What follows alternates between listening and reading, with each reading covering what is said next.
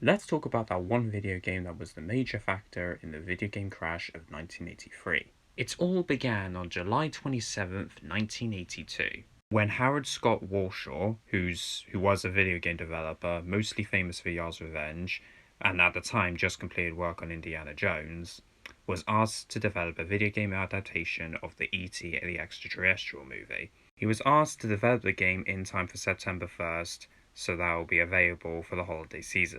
This meant he had 2 weeks to design the game to pitch to Steven Spielberg and 5 weeks to develop the game. He accepted it for two reasons. One was because Steven Spielberg actually asked for him specifically to develop the game, and two, because he wanted a challenge to see what it would be like to develop a game in such a short time frame.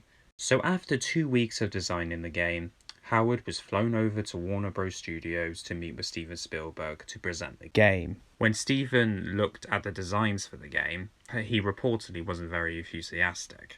Steven asked, "Couldn't you do something more like Pac-Man?" After that question, Howard had to do some convincing to Steven to let him make the game he wanted the way he wanted to, but eventually, Steven reluctantly let him. So 5 weeks passed, which Howard described as being the hardest 5 weeks of his life, which makes sense.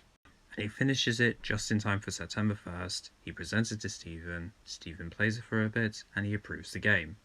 Yes! After that, Atari begins packaging and shipping the games worldwide. But because of the tight deadline, they decided to skip audience testing. Good job. And the game releases in North America in December of 1982 in time for the Christmas holiday season. And at first, it sold really well, until stores started to get a lot of copies back.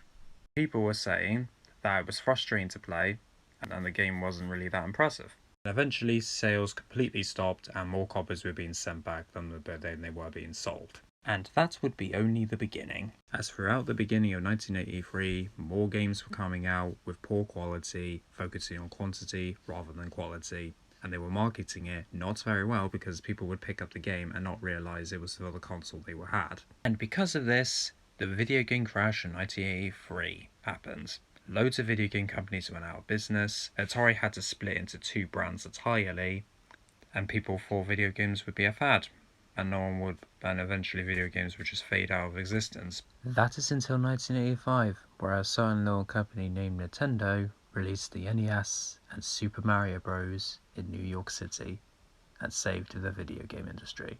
But that's a story for another time.